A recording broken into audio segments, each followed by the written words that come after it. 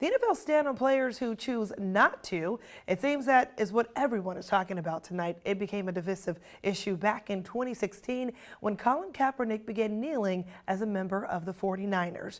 And now our Dustin Dorsey joins us with reaction and the latest on a decision from the NFL owners. Dustin.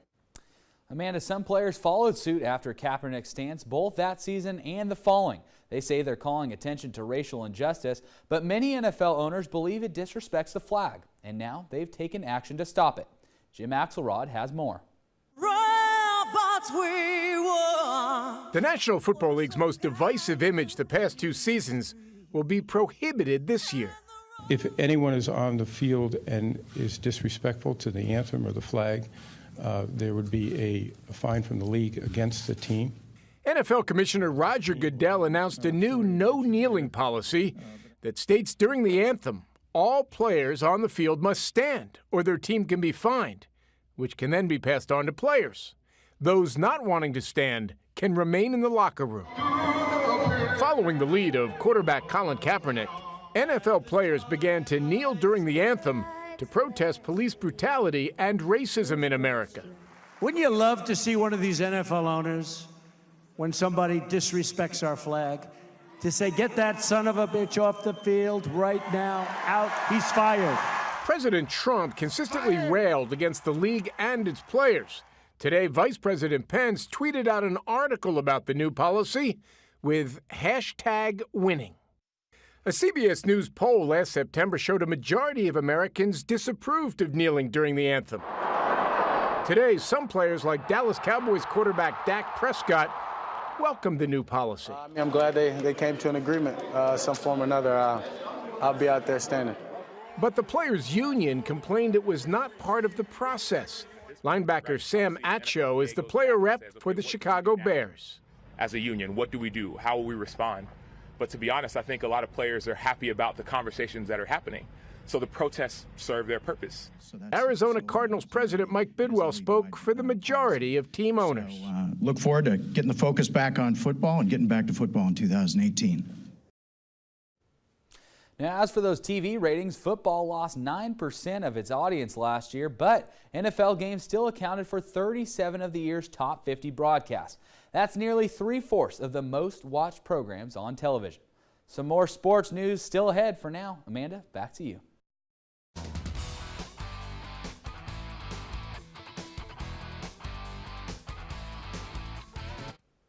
Good evening, everyone. This morning, the CAA baseball tournament got underway in Harrisonburg, Virginia, with the UNCW Seahawks and Delaware Blue Hens opening tourney play and Game 1. We start things off in the first. Check out the play by Greg Jones. Dives, flips it up to Jackson Meadows, over to Mason Byrne for the double play. That's why Jones is on the all-rookie team here, folks. This game is scoreless until the 4th, when it's Nick Patton breaking the tie in a big way. Solo shot into right field makes it 1-0 Delaware. In the 7th, UNCW looking for a response, and they get it from Kep Brown. He gets things going deep in the right field corner. He's up and second with a stand-up double. UNCW is in business, and that will set up the sophomore Cole Weiss. A base knock into shallow center is all Brown needs to score. Weiss once again comes up big, and UNCW is tied in this ball game. Now let's send it to the bottom of the 9th. Last chance for UNCW, and guess who? Cole Weiss is sending it back off the wall. Greg Jones is racing around the bases. Here he comes, folks, for the win. Safe. UNCW takes Game 1 of the CAA tournament in walk-off fashion. Cole Weiss is your hero with the RBI to send UNCW into round 2. They'll play top seeded Northeastern tomorrow at 11. I mean, I was just trying to put a good swing on the ball. I knew with Greg at first base, anything in the gap, over an outfielder, well, he's going to score easily. So I was just trying to put a good swing on it, help the team out get this win.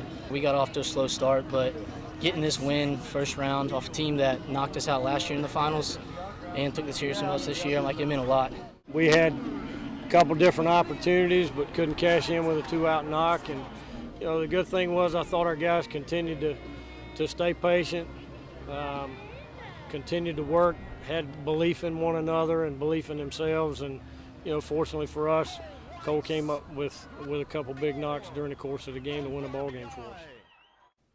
death, taxes, and the Whiteville baseball team. Only a few things have been consistent as the Wolfpack, and tonight they hosted Game 1 of the 2A East Finals. It was a beautiful night at Legion Stadium where the Wolfpack looked to take Game 1 of this best-of-3 series against North Lenoir. And we are here in the bottom of the first. The Wolfpack get things going early. Jake Harwood sends it to the deepest part of the field and left all the way back in the corner. That's all Brooks Baldwin needs to come home and score. It's 1-0 Wolfpack. It's 2-0 in the bottom of the second when Jake Inman doubles into right field. Pack would add another 3-0 now Whiteville. Strong pitching all night long would help keep it that way. Love the celebrations, and they got to love this as well. The man Dylan Lawson locking it down. He had a perfect game into the sixth inning when he gave up a walk and a single, and then he gave up this. That is a shot into left field right down the line to score one for the North Lenoir Hawks. 3-1 now Wolfpack. The Hawks would pull it within one heading into the bottom of the sixth, and Lincoln Ransom straight away center field. It's coming right near us, folks. Off the bleachers, gone. A solo home run. Pack extend their lead 4-2, and Legion Stadium was jumping tonight, folks. They needed that answer right back in the next half inning. There's that home run ball. That's a prize for a lucky fan. And how about this? Swing and a miss to end it. It is Brooks Baldwin who finishes off the side. The UNCW commit. Whiteville takes Game 1 4-2, and they'll play Game 2 Friday in LaGrange. The Whiteville softball team once again delayed this evening due to weather at Lewisburg College. They're going to try again tomorrow. That is 4 straight delays. Let's hope it goes well for them tomorrow, Amanda.